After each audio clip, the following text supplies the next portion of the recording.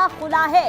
ये बड़ी खबर हम आपको बता रहे हैं। बड़ी खबर स्ट्रेट ऑफ हॉर्मुज से जुड़ी हुई, जहां पहले देखिए ईरान की तरफ से ये कहा गया था कि वहां से कोई भी जहाज जो है वो नहीं गुजरेगा।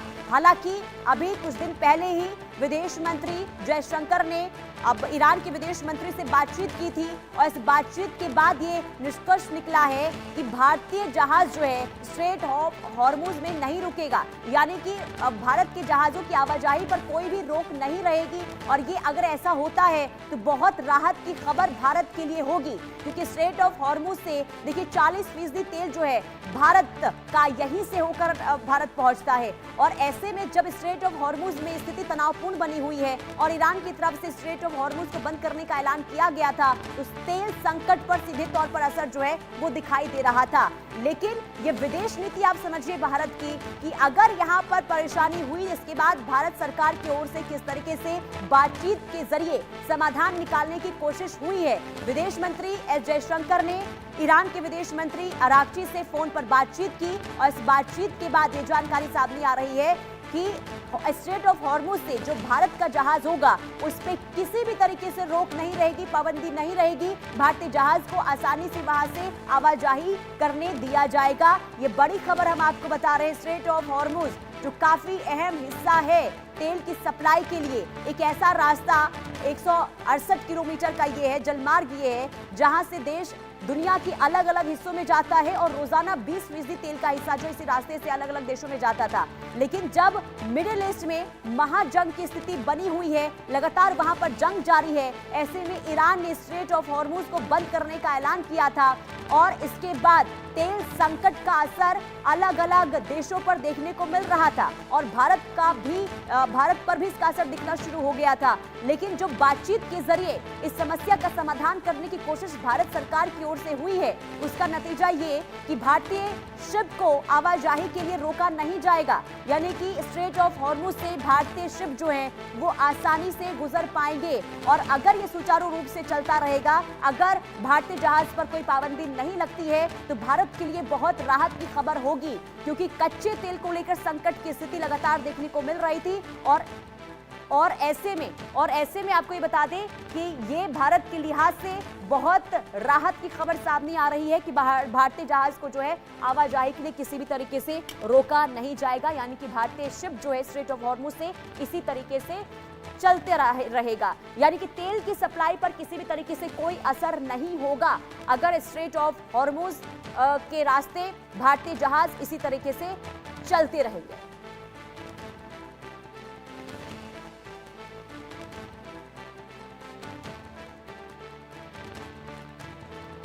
और हमारे साथ मेहमान जुड़ चुके हैं, हमारे साथ टीपी त्यागी डिफेंस एक्सपर्ट के तौर पर जुड़ चुके हैं। इसके अलावा मल्लिका पांडे विदेश मामलों की जानकार हमारे साथ जुड़ी हुई है। आप दोनों का बहुत स्वागत है। सबसे पहले टीपी त्यागी सर, मैं आपसे इस पर रिएक्शन लेना चाहूंगी। ये जो अब खबर सामने आ रही है जिसमें ये कहा जा रहा है कि भारतीय शिप की आवाजाही पर कोई भी पाबंदी नहीं रहेगी स्ट्रेट ऑफ हॉर्मुज में, तो ये खबर कितनी बड़ी राहत दे सकता है भारत के लिए?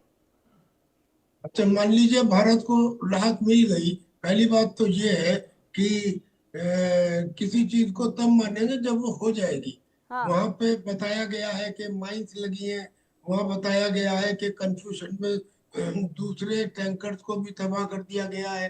तो जब भारत के टैंकर्स वहां से आने शुरू हो जाएंगे तब माना जाएगा। पर चलिए, अगर हम ये मान लेते हैं कि भारत को ये सुविधा मिल गई, वेरी नाइस, पर क्या ये सफिशिएंट है? भारत जो कहता है वासुदेव कुटुंबकम, हम जब कोरोना होता है तो हम सारे देशों की परवाह करते हैं, वहां जाके देते हैं वैक्सीन। हम जो विश्व गुरु बनने की बात करते हैं, क्या हम अपने अपने हमारे देश के लिए अगर ये हो गया, हम सार्क में क्या मुंह दिखाएंगे? हम south Asian association for regional cooperation, वहां पे क्या कहेंगे? जो साउथ एशिया की और कंट्रीज है उनको क्या कहेंगे? तो ये मैं समझता हूँ कि ये इंटरनेशनल कम्युनिटी, यानी कि उन सब देशों की कमजोरी है जो इस समय मिलकर सामने नहीं आते।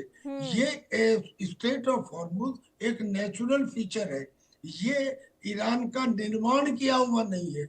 ईरान ने तो इसके बराबर में एक डेथ वैली तैयार की है, एक गुफा तैयार की है, जिसका ज्यादा पब्लिक के सामने गुणगान नहीं हुआ है।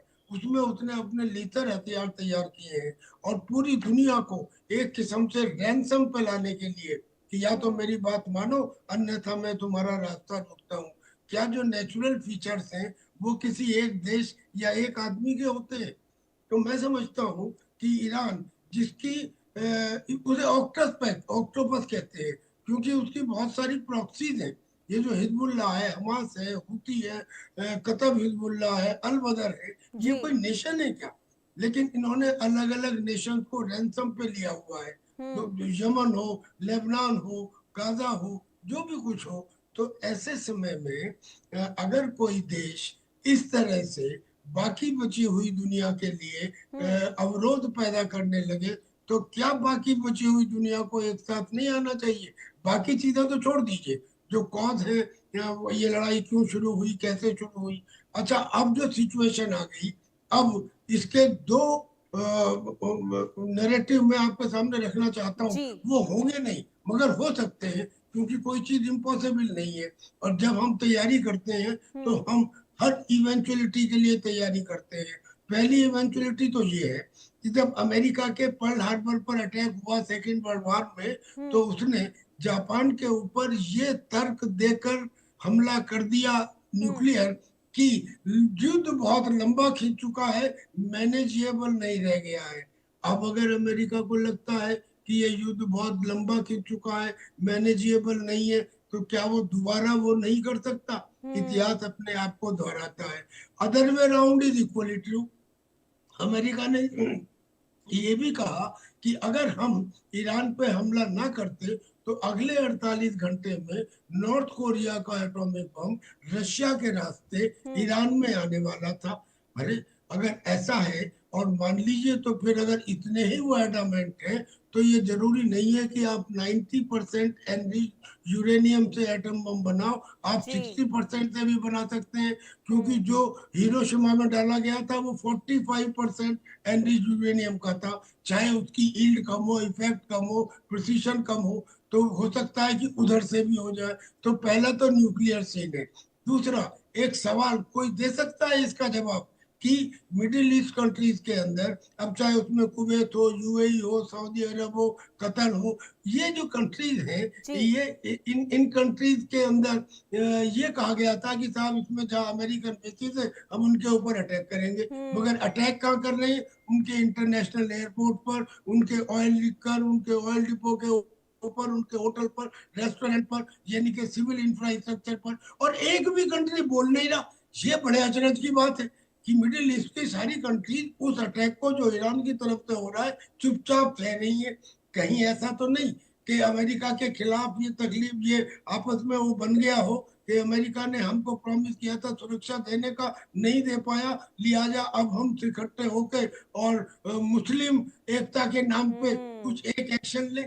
और जब इसको हम जोड़ते हैं डोनाल्ड ट्रंप की उस तस्वीर से जिसमें वो सर झुकाए बैठे हैं और उनके चारों तरफ पादरी खड़े हैं और वो भगवान से प्रार्थना कर रहे हैं, कहीं ये एक धर्म युद्ध में, यानी कि क्रिश्चियनिटी वर्सेस मुस्लिम में, क्या ये नहीं बदल सकता? जी। मैंने आपको दो नैरेटिव बताए, वो नहीं होंगे कोई गारंटी नहीं है होंगे या नहीं होंगे, लेकिन हो भी तो सकते हैं। तो आने वाली सिचुएशन कितनी खौफनाक हो सकती है। बिल्कुल। लिहाजा अब ऑल सब डिफरेंसेस को छोड़ के जो हाँ। ये लास्ट का पॉइंट आया है कि मैं तब तक रोकूंगा जब तक एक क्रूड ऑयल बैरल की कीमत 200 बैरल तक ना हो बिल्कुल। जाए।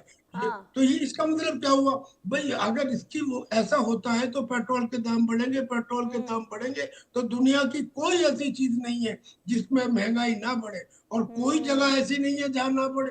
वो कंट्री जो अपने आप को दूर और अछूता समझती है, असर उन पे भी होगा। तो क्या पूरी ह्यूमैनिटी को, पूरे ग्लोब को एक कंट्री की हठ धर्मिता से घुटनों पे लाया जा सकता है? क्या इसे एक्सेप्ट किया जा सकता है? Good and bad and relation को छोड़ दीजिए, तो बिल्कुल। ये मानवता के हिसाब से एक्सेप्टेबल नहीं है। बिल्कुल। हेंस इमीडिएट एंड बिल्कुल, और ये कंप्लीट एंड समझना बहुत ज्यादा जरूरी हो जाता है सर, ये जो ईरान की तरफ से कहा गया कि अब हम 200 डॉलर बैरल ये तेल करेंगे तो स्थिति बहुत ज्यादा आगे गंभीर हो जाएगी। लेकिन मलिका जी, मैं आपसे समझना चाहूंगी, एक तरफ तो देखिए असर तो अब भारत में दिखना शुरू हो चुका है कच्चे तेल के दाम को लेकर, गैस सिलेंडर को लेकर जो स्थिति देख रहे हैं हम, और ऐसे में जब ईरान ये कह रहा है कि अब हमारा ये मकसद है कि हम $200 बैरल तेल के दाम करेंगे, जैसे सर जानकारी दे रहे थे कि इसके बाद तो तमाम चीजें महंगी हो जाएगी, तो क्या वाकई में ईरान का ये मकसद नजर आ रहा है कि जब तक वो अब ये तेल के दामों की बढ़ोतरी नहीं कर देता तब तक वो रुकेगा नहीं? क्या मकसद हो सकता है इसके पीछे ईरान का? देखिए, अब ईरान जो है वो इस मोड में है कि वो सब जितना पेन इन्फ्लिक्ट कर सके ग्लोबली, मतलब आप देखिए कि जितने भी स्ट्रेटेजिक टारगेट्स थे, जितने भी सिविल इंफ्रास्ट्रक्चर थे, अब ईरान कहीं ना कहीं, जैसे इजराइल और यूएस उसको उकसा रहे थे। अभी आपने देखा होगा, बीच में न्यूज आई कि ईरान के कल ही इनफैक्ट मिसाइल अटैक से यूएस और इजराइल के तेहरान के बैंक पर हिट किया गया है, तेहरान के बैंक इंफ्रास्ट्रक्चर को हिट किया गया है। ईरान अब उसी, मतलब जो उकसा रहा है इजराइल और यूएस, उसी का ही रिटेलिएशन ये कर। जुड़ी सूत्रों के हवाले से बड़ी खबर यह है कि अब हॉर्मुज से भारतीय जहाज जा सकते हैं। ये बहुत बड़ी खबर। जयशंकर और ईरानी विदेश मंत्री अरागची के बीच बातचीत हुई और जयशंकर और अरागची की बातचीत से ये रास्ता खुला है। ये बड़ी खबर हम आपको बता रहे हैं। बड़ी खबर स्ट्रेट ऑफ हॉर्मुज से जुड़ी हुई, जहां पहले देखिए ईरान की तरफ से ये कहा गया था कि वहां से कोई भी जहाज जो है वो नहीं गुजरेगा।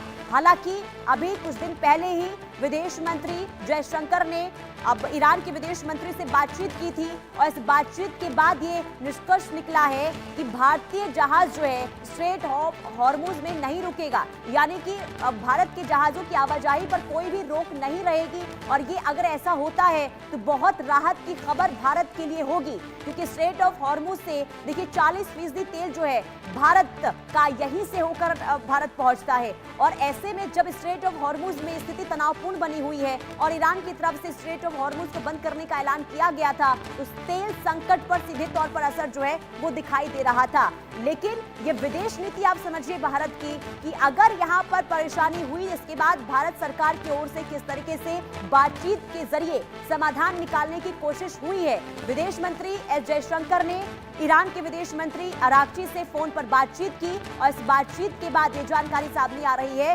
कि स्ट्रेट ऑफ हॉर्मुज से जो भारत का जहाज होगा उस पे किसी भी तरीके से रोक नहीं रहेगी, पाबंदी नहीं रहेगी। भारतीय जहाज को आसानी से वहां से आवाजाही करने दिया जाएगा। ये बड़ी खबर हम आपको बता रहे हैं। स्ट्रेट ऑफ हॉर्मुज जो काफी अहम हिस्सा है तेल की सप्लाई के लिए, एक ऐसा रास्ता 168 किलोमीटर का ये है, जलमार्ग ये है, जहां से देश दुनिया की अलग अलग हिस्सों में जाता है और रोजाना 20% तेल का हिस्सा जो इसी रास्ते से अलग अलग देशों में जाता था।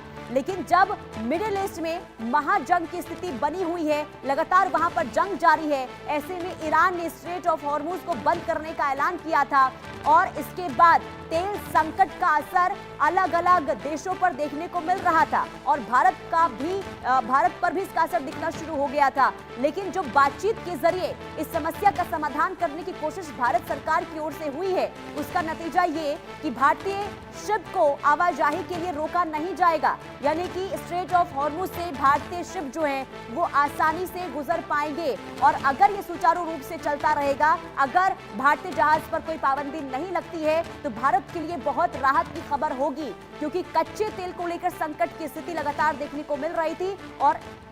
और ऐसे में आपको ये बता दें कि ये भारत के लिहाज से बहुत राहत की खबर सामने आ रही है कि भारतीय जहाज को जो है आवाजाही के लिए किसी भी तरीके से रोका नहीं जाएगा, यानी कि भारतीय शिप जो है स्ट्रेट ऑफ हॉर्मुज से इसी तरीके से चलते रहेगा, यानी कि तेल की सप्लाई पर किसी भी तरीके से कोई असर नहीं होगा अगर स्ट्रेट ऑफ हॉर्मुज के रास्ते भारतीय जहाज इसी तरीके